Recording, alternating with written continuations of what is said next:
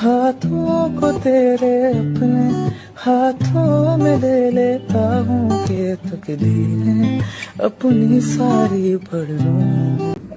Hello guys, ഞാൻ നാട്ടിൽ പോവാണ്. ഞാനിന്ന് 4 ബസ്സിന് നാട്ടിൽ പോവാണ്. അപ്പം ഞാൻ ഇന്നലെ രാത്രി തന്നെ പാക്ക് ചെയ്ത് വെച്ച് ഞാൻ പോകുന്നത് ഭയങ്കര സ്പെഷ്യൽ ആയിട്ടുള്ള ഒരു കാര്യത്തിനാണ്. ഞാൻ ഭയങ്കര എക്സൈറ്റഡ് ആണ് ഗായ്സ്. ഞാൻ നാട്ടിൽ പോയി വന്നിട്ട് 10 ദിവസം അങ്ങനെ ആവുന്നുള്ളൂ, അത്ര ആവുന്നുള്ളൂ. പക്ഷേ എനിക്ക് നാട്ടിൽ പോകാൻ എനിക്കറിയാം. ഞാൻ ഈ ആഴ്ച നാട്ടിൽ പോകുന്നു. പക്ഷേ ഏത് ദിവസം നാട്ടിൽ പോകുന്നതെന്ന് എനിക്കറിയില്ലേനും. വണ്ടിൻ്റെ സൗണ്ട് ഒക്കെ കേൾക്കട്ടോ, മൈൻഡാക്കണ്ട. ഇവിടെ ഇഷ്ടംപോലെ വണ്ടിയൊക്കെ പോകുന്ന സ്ഥലം. ഞാനൊരു വീഡിയോ എടുക്കാതിരിക്കുമ്പോൾ പോകാത്ത വണ്ടിയൊന്നും ഉണ്ടാവില്ല. 2-3 ട്രെയിനൊക്കെ ഒരുമിച്ച് പോകും. അപ്പം ഞാൻ നാട്ടിൽ പോകുന്നതിൻ്റെ പാക്കിങ്ങിൻ്റെ വ്ളോഗാണ് ഞാനിപ്പോൾ ചെയ്യുന്നത്. ഞാനത് രാത്രി തന്നെ പാക്ക് ചെയ്ത് സെറ്റ് ആക്കി വെച്ചേക്കാം. കാരണം ഞാൻ അത്രയും എക്സൈറ്റഡ് ആണ് ഞാൻ നാട്ടിൽ പോകാൻ വേണ്ടിയിട്ട്. അങ്ങനെ ഞാൻ രാത്രി ആയപ്പോഴാണ് പാക്ക് ചെയ്യാൻ നിൽക്കുന്നത്. അപ്പം ഞാൻ വിചാരിച്ചു ഏതായാലും പാക്ക് ചെയ്യാണ്. എൻ്റെ ഷെൽഫാണെങ്കിൽ നല്ലപോലെ അലങ്കോലായിട്ട് കിടക്കുകയാണ്. ഇപ്പം ഇതിൻ്റെ ഉള്ളിലുള്ള സാധനമൊക്കെ ഞാൻ എടുത്ത് പുറത്തിട്ടിട്ടാട്ടോ ഇങ്ങനെ ഒഴിഞ്ഞെടുക്കണം. ഫുള്ള് ആക്രികളും ഇങ്ങനെ നിറഞ്ഞിട്ട് ഇങ്ങനെ അലങ്കോലേക്ക് എടുക്കുക. അപ്പം ഞാൻ വിചാരിച്ചു ഓക്കെ, എന്നാൽ അതും കൂടി നന്നാക്കാം. ഇതാണ് ഒരു ട്രോളി ബാഗിൻ്റെ പോലെ. ബാക്കിയുള്ള ഈ കണ്ട ആക്രികൾ മുഴുവൻ ഞാൻ എൻ്റെ ഷെൽഫിൽ നിന്ന് എടുത്ത് പുറത്തിട്ടാണ്. അതിന് ഇതും നന്നാക്കണം, അതും നന്നാക്കണം, മൊത്തത്തിൽ നന്നാക്കണം. അങ്ങനെ ഞാനെല്ലാം കൂടി എന്തായാലും വാരി വലിച്ചിട്ട് ബെഡിലേക്ക് ഇട്ട് എന്നിട്ട് ഞാൻ വിചാരിച്ച് പതുക്കെ മടുക്കാം. അപ്പോൾ റീ നാട്ടിൽ പോകുന്നുണ്ട്, അപ്പോൾ ഓൾക്കും ഉണ്ട് ബാഗ് പാക്ക് ചെയ്യാൻ. അങ്ങനെ ഞങ്ങൾ രണ്ടാളും കൂടി ഇങ്ങനെ സംസാരിച്ചുകൊണ്ട് ബാഗൊക്കെ പാക്ക് ചെയ്തുകൊണ്ടൊക്കെയാണ്. കുറേ സാധനമുണ്ട്. എനിക്കാണെങ്കിൽ കുറച്ച് സാധനമൊന്നും നാട്ടിൽ കൊണ്ടുപോയി സമാധാനം വരില്ല. 150 ചെരുപ്പും 150 ഡ്രസ്സൊക്കെ പെറുക്കി കൂട്ടിയിട്ട് പോയാൽ എനിക്കൊരു സമാധാനം കിട്ടും. ഉമ്മച്ചി എപ്പോഴും പറയും ഉള്ള ചെരുപ്പ് മുഴുവൻ പെറുക്കിയിട്ട് ഇങ്ങോട്ട് വരണ്ട. പക്ഷെ എനിക്കൊരു സമാധാനക്കേടാ. ഞാൻ ഒരു ദിവസത്തിന് പോവുകയാണെങ്കിലും കൈ കിട്ടുന്നൊക്കെ പെറുക്കിയിട്ടാണ് പോവുക. പിന്നെ വെയിറ്റ് ഞാൻ തന്നെ താങ്ങണമെന്നുള്ളത് കൊണ്ട് ഇപ്പോൾ കുറച്ച് കാലമായിട്ട് എനിക്ക് ബോധം വെക്കുന്നുണ്ട്. പക്ഷേ ഈ പ്രാവശ്യം പോകുമ്പോൾ ഞാൻ കുറച്ചധികം സാധനം കൊണ്ടുപോകുന്നുണ്ട്.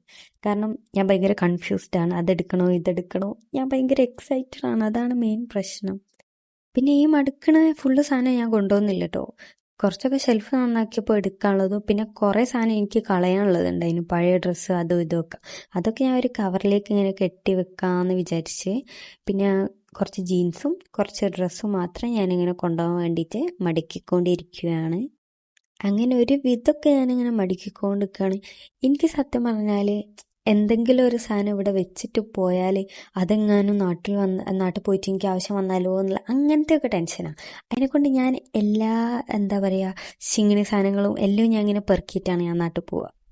ഇങ്ങനെ മടക്കിക്കൊണ്ടിരിക്കുമ്പോഴാണ് ഞാൻ ഓൾറെഡി വീട്ടിൽ നിന്ന് ഇടാൻ വേണ്ടിയിട്ട് വാങ്ങി വെച്ച ഡ്രസ്സൊക്കെ എൻ്റെ കണ്ണപ്പെട്ടത്. ഒരു ഡ്രസ്സ് ഇതാണ്. ഇതെനിക്ക് ഭയങ്കര ഇഷ്ടമായി. ഇതിൻ്റെ കൂടെയുള്ള പാൻ്റല്ല കേട്ടോ ഇത്.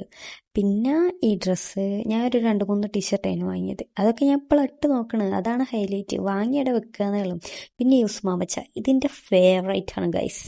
എനിക്ക് ഈ കളർ ഭയങ്കര ഇഷ്ടമായി. അങ്ങനെ ഇതൊക്കെ ഞാനിങ്ങനെ ഇട്ടിട്ട് ഒരു വെറുതെ ഇങ്ങനെ പവറാക്കി നടക്കുകയാണ്. അങ്ങനെ ഏതായാലും നമ്മൾ കഷ്ടപ്പെട്ട് മടക്കി വെച്ചിക്കണ്.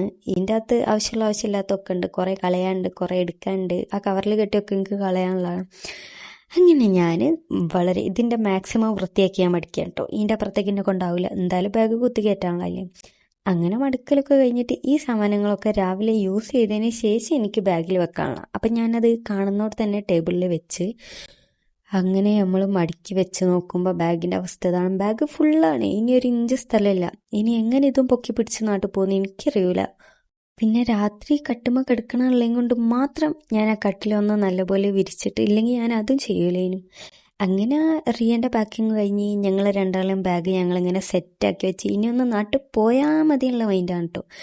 അങ്ങനെ സെറ്റാക്കി ഇങ്ങനെ വെച്ച് ഇനിയിപ്പം നാളെ രാവിലെ എണീച്ചിട്ട് കോളേജിൽ പോകണം. അങ്ങനെ കുറേ പരിപാടികളുണ്ട്. Okay, by.